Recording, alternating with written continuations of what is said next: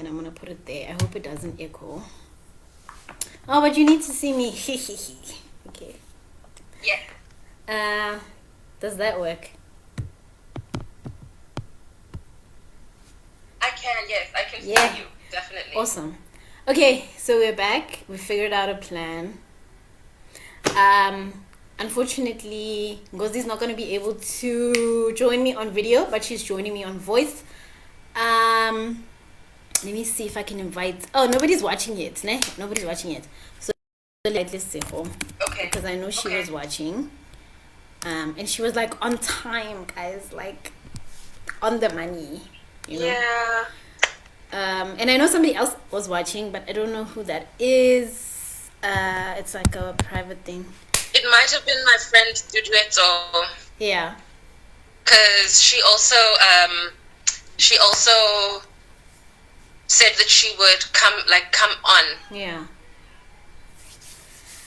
Okay. I'm also trying to keep the kids. Let me see. Yeah. So there's two people watching now again. So I think we should just go on. Yeah, let's go in. Yeah, it's so good to see you. But so I don't know if did you catch the mini intro that I did? I did. Awesome. So I'll just go ahead and introduce myself. Livizo laga ke Tumelo Motaung. I am a red black girl. So this is my page, and yeah, I think that's it. And I'm in Pretoria. That's it. Over to you. Oh, cool. Hi. I'm Ngozi Chukura. I'm in Gaborone at the moment. And yeah, I'm just I'm a human trying to figure out what to do next in life. Aren't we all? Are we not all? So we're here just doing introductions. We just did our own introduction. I'm just a bit put off by that interruption, but I think what we were gonna do next was introduce Bell Hooks.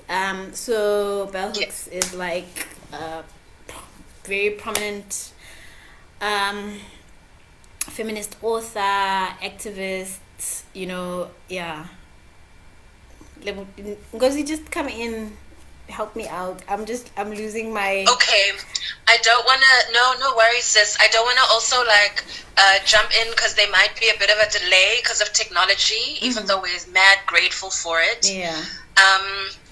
One thing, that I also found out when I was reading about Bell Hooks, I mean, it's just like a Wikipedia thing, really, is that it's a pen name. Oh, yeah, and she borrowed it from her grandmother, apparently.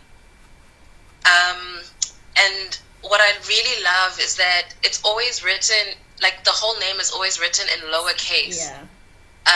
The same way that E. Cummings wrote his name in lowercase as well, because it's like that whole proper noun,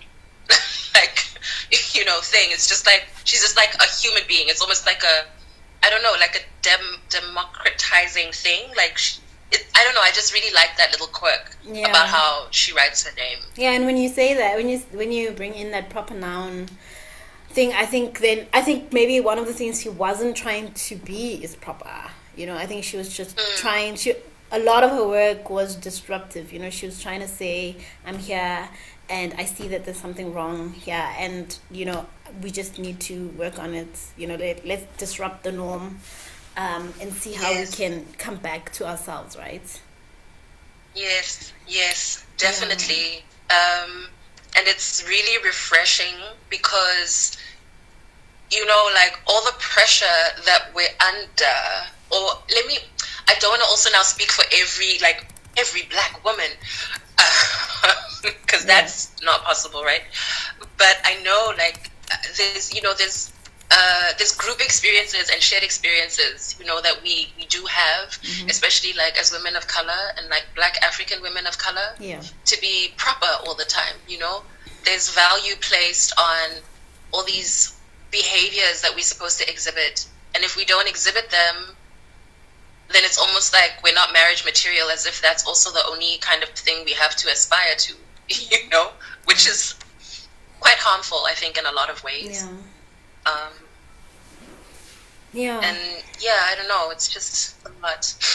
It's a lot. It is a lot. Just before I move off the subject of Belle, I just wanted to just say that her full name is what is her? I know it's Jean Watkins. What's her first name? It's something. Yes, Gloria. Gloria Jean Watkins. So that's her full name. And she's written like a lot of stuff. She's written a lot of stuff. I don't have a list. But I'm sure we can all check it out. And sure. Yeah, and then we were gonna get into the reason why we are reading this book. So besides the fact that I found like such great friendship in Ngozi, I'm gonna just spill how we met. Yay! So we met on Facebook. She has been like a follower of my page for a while, and we've been friends on Facebook for I'm a fangirl. I'm a proper fangirl, actually. And when she said that the first time, I was just like, what are you a fan of? Because there's literally nothing on my page. But yeah, it's okay. So we've been friends on Facebook for a while. We've been like minimal interaction. And then earlier this year, I took my kids to the Pretoria Art Museum. We were just there, and I remember Atang was drinking Coke out of like a wine glass, was drinking Sprite out of a wine glass. And she walked over and said, "Girl, it's you. You're a red black girl." And I was just like, yeah. I totally fangirled. I had such an anxious moment where I was like, should I go up and say hi? Should I leave her be in peace with her family? Like, yeah. But it was really humbling. It was a humbling experience because she knew who I was, and I'm always hiding. Especially in public areas, I'm always hiding, and I don't know who people are because I don't, and it's a thing that I need to change. I don't spend enough time trying to find out who people are, and just get into their lives and things like that. So it was really humbling to be seen out of my space, which is this, right? My books are my space and like Facebook and whatever. But it was really nice, and then we just hit it off. We just like from then hit it off and started talking. And then when I was in Botswana, I went. She came over and we spent like the night together, and it was so cool. So we then, sorry. Babe, like.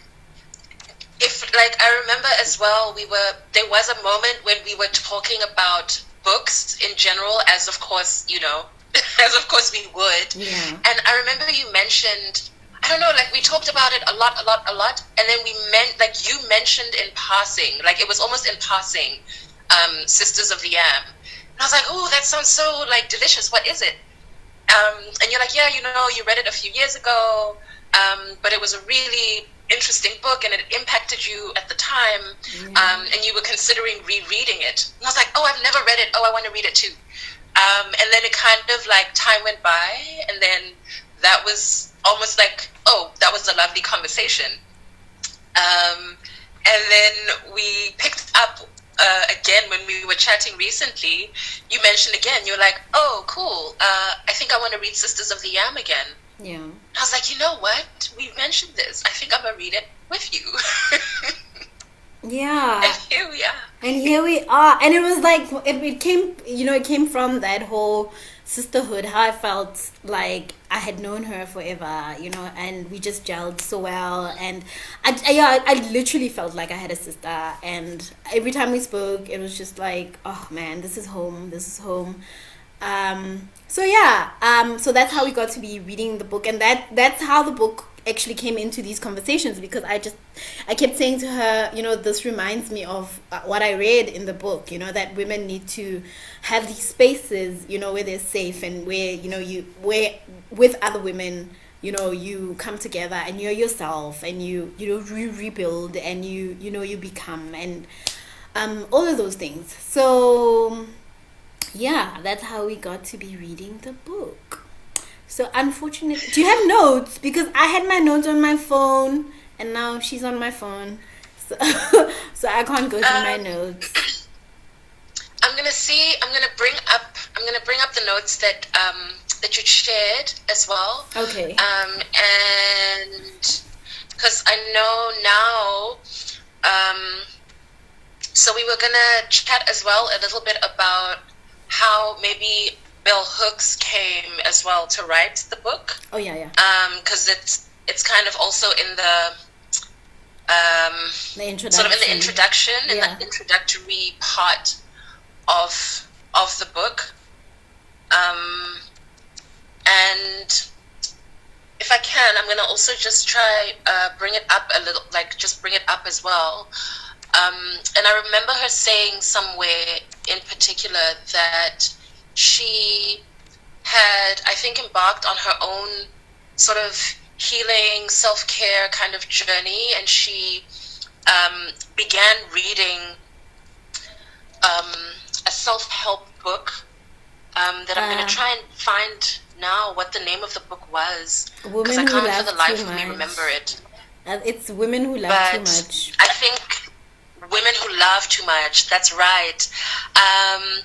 And she says that it was disturbing her, that it disturbed her because it denied that patriarchy is institutionalized. Yes.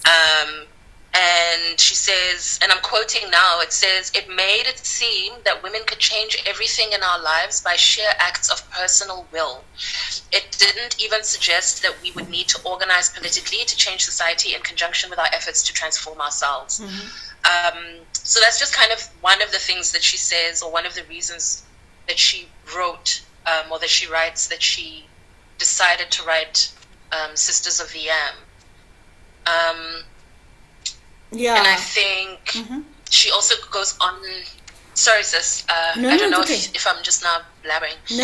No, please go on.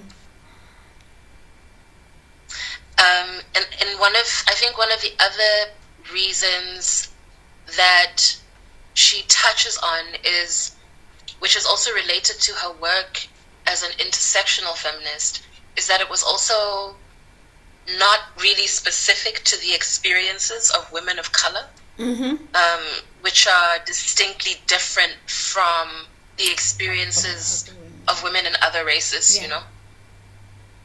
I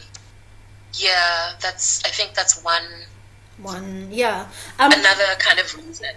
Yeah, she also said that they were having, like, throughout her life, she'd be in places, and then they'd have these groups where they'd come together, like just social groups, where it would just be, women coming together and just talking. She talks at length about the importance of talking. She writes at length about the importance of talking, just coming together, coming into spaces and just sharing and just letting things go. So she was writing about the fact that a lot of this book comes from the experiences that she had while she was in those spaces, in those groups throughout her life. And yeah, what else was there? Yeah. But yeah, I think the one thing that we were agreeing on yesterday as well is that the book is a library. Like Sisters of the Yam is a library, because she refers a lot to the work that she's read on feminist literature, on women's studies, on so going through the book, we're going to get a lot of referrals. I actually, after reading Sisters of the Yam, read Women Who Love Too Much, and it's hectic. Too much. Yeah, it's so hectic. It's hectic. It goes into the psychology, the psychology, of why we fall for a certain type of man and why it's always, But anyway, that's not what this is about. But yeah, welcome Tuli. And so that's why she wrote it. And we're gonna be going through each chapter for the next. I couldn't put up the last event because Facebook would only let me put 14 events up. So today is like introductions, and then the next 13 days we're going to be doing chapter 1 to 13. The book is 13 chapters long or short, and then the last day we're going to do a closing, and that will be on the 23rd of April. Yay. Yeah. Yay, it's a whole commitment. Right. Right. And I know, like, he also wanted us to talk about why each of us are reading the book. And I'm super interested to hear why you're reading the book. Why are you picking on me? Okay, I hoped we would skip over that because I'm reading it for very, very personal reasons.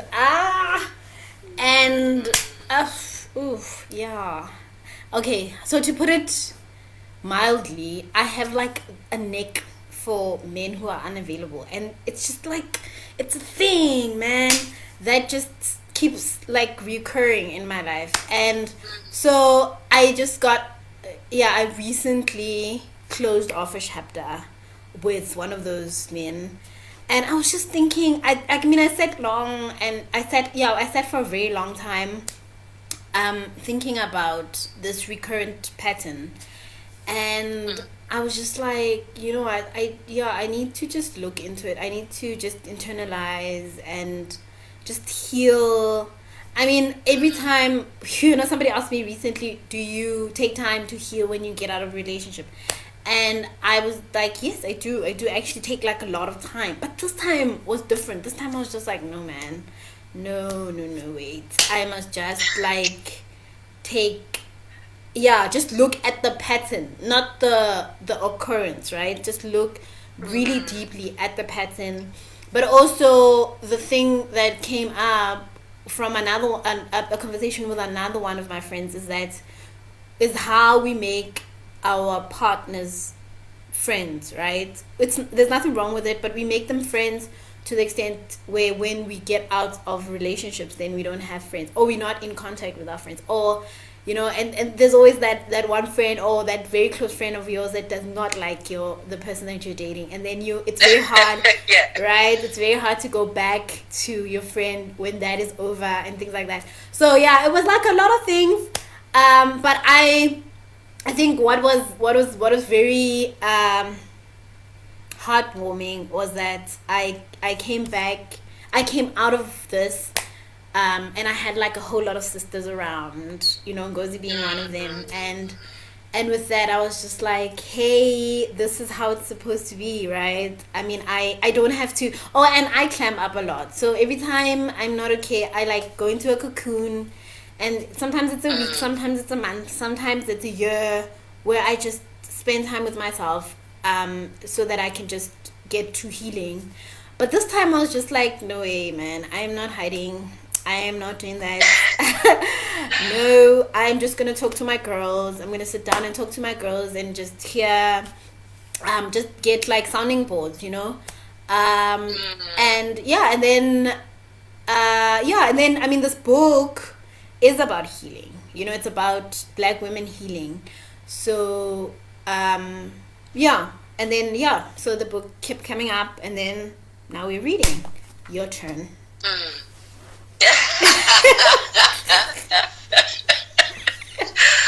I'm so grateful that you're being like so open and vulnerable, especially because I realized that I thought that I was a vulnerable and open person, but actually I find it quite hard to be vulnerable and open and honest in various kinds of relationships, whether it's a romantic relationship, whether it's with my family or with my friends or with, sisters. And one of the things that I'm really grateful for, which is one of the reasons why I'm reading this book, I think, is that I'm finding real healing and community in other women, other women's I don't know, kind of like hearts, and it's also and like an openness and vulnerability. Because I remember when we met, you were like in person for the first time. You were so open and so open-hearted and so generous with yourself that you allowed me to feel that way as well, while sharing that space with you. And it's the same. I felt the same with a number of other close women friends that I've had the blessing to meet. And I think one of the reasons in particular why I wanted to read this is because of that healing, that healing that you're speaking about in the book. Yeah. I do want to recover from addictive behaviors that I've been exhibiting, not just kind of substance abuse things, like, my cigarettes or my wine or like, but also like harmful behaviors that I exhibit towards myself, like not being compassionate towards myself. Yourself, yeah. Not being gentle with myself, not being protective of myself, not, like all of these things or ways that I haven't been able to show up for myself. Yes. And I want to learn and practice how to do that so that I can be a safe space for other women, and other people in general. Like, be a safe space for me, but also be a safe space for others. Yeah. Yeah. That last part is so important. I'm sorry. Do you want to just finish? Do you want to just still go on? No, go on. No, go on, sis. We can, okay. Yeah. Okay, I'm sorry about that. That last part is so important because I always say, I've said a couple of times that when your hand has a cancer, right, and then you extend it, all you're doing is just passing on that cancer to somebody else. So you need to heal. You need to heal that hand so that when you extend it, then somebody else doesn't catch whatever, And I find that, especially us that are so empathetic, that tend to put other people first, that even when we're not okay, even when we're not in a good space, even when we just aren't able to like show up for ourselves, it's very easy for us to just be like, oh no, I'll help you out. I'm going to be there for you. I'll help you out. Let me help you carry whatever you're carrying. And the one thing that I know for sure is that when you come back and you're like, but I need you to help me carry, people are just like, oh no, but you're the strong one. You're going to make it. So it that's what makes it difficult, right? That it's part of the reason why it's so difficult for us to show up, to also be, be vulnerable in public and so yeah, I feel myself welling up. But yeah, anyway, but Lisa was talking about, she's saying she's reading a book by Brené Brown, and it's do you know the title of the book? I don't know her. I don't even know who she is. Okay. So yeah, and the book is and she says it's amazing how she tackles vulnerability. So do you know what the title of the book is? Do you maybe know? Because I asked her. I'm forgetting the title of the book, but I remember seeing a TED talk that Brené Brown gave, and then she also had a talk on Netflix as well, where she's speaking about kind of vulnerability and connection, which is she's a lovely author, but yeah, she does amazing work in that area, like just kind of opening up, being feeling safe enough to just be yourself, and then actually have meaningful connections and experience meaningful connections with others. Okay, awesome. So I have homework. I'm gonna be looking up who Yay. Brene Brown is. Now I even know how to say her name, Brene. So and then I'm gonna see if I can find those videos and those TikToks, and then share them on the page later on. Yay.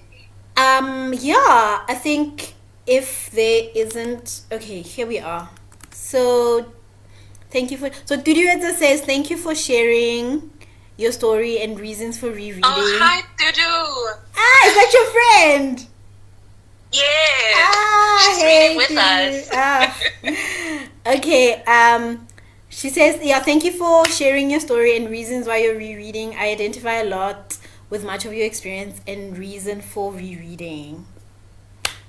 It's gonna be so, yeah, I'm so excited to have a community, and yeah, reading this with other people, because I always say, and you know, Ngozi said it to me yesterday, that I had said it to her before, that it's okay that I read all these books and I share whatever I share about these books on my page, but what I prefer, you know, I don't really care much for likes and loves and whatever, but I really would like to see people interacting with the literature, and you know, bringing up points and saying what they feel about it, what they think about it, because that's how we all learn, you know, that's how I'll learn as well from the stuff. And then Lisa gave us that book title. It's Daring Greatly. Right. Yeah. Thanks, Lisa. Yeah, thank you, Lisa. Yeah, and something else came up. She says, Lisa says, I'm enjoying this introductory. I'm sorry, guys, I need to read all these comments for her because she's not seeing the screen. I'm enjoying this. Welcome, Sasa. Oh my god, my friend is online now. Nomsa, hey. So, she says, I'm enjoying this introductory session, ladies. Please commit to bring more sessions. I read a copy of Bell Hooks back in the day. Actually, I was given copies. Now I feel I need to join the rereading sessions. Please join. Please. I mean, it's not like we're doing anything better with our lives right now. But, I mean, the chapter... more, the better. The more, like, the better. The more, right? The more, the better. And it's a chapter a day. And the book is not that big. So, it'll be great to, at least when we go into the first chapter tomorrow, we have like questions and yeah, and if anybody knows how to like do the whole screen, 2 people on a screen thing on, please like hit me up, because I don't know, I remember doing it at some point, but I don't know how. So it'll be really, really nice to have Ngozi join me on the screen from tomorrow. But yeah, let me see. Hey, Nonka. I think that's it. Do you wanna bring anything in? I don't have anything else to add except just to say I'm so grateful for this time and this experience, and finding a safe space in the book and in your heart as well, and this beautiful like community of women. I'm just really grateful for that. So I'm just like, yay, tomorrow. Tomorrow, Chapter 1. guys, tomorrow. Oh, man, yeah. I don't know what to do with you, right? Like, every time I speak to you, I'm just like, oh my God, where has she been all my life? Because, like, you always, like, have to, you bring me back, to things that, things like gratitude that we take for granted. I mean, every time you refer to me, you're like, sis, and I'm just like, guys. Anyway, so tomorrow, thank you very much for coming through. Thank you for showing up. Let's meet tomorrow again at 11 o'clock. Yay. Bye. It is